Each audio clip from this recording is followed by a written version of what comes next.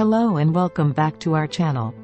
Today, we will be talking about a topic that has been gaining attention in recent years, the dangers of artificial intelligence, AI.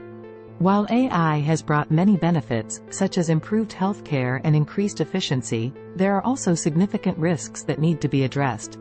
One of the biggest dangers of AI is its potential to cause job displacement. As AI technology advances, it can automate tasks that were previously done by humans. This can lead to significant job loss, particularly in industries such as manufacturing and transportation.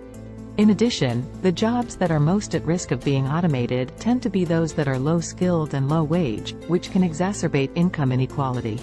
Another danger of AI is its potential for misuse. AI systems can be used to manipulate people, spread misinformation, and even conduct cyber attacks. For example, deepfakes, AI-generated videos that can be used to create fake news, can be used to deceive people and undermine democracy. In addition, autonomous weapons, AI-powered military weapons that can make decisions without human intervention, pose a significant threat to global security.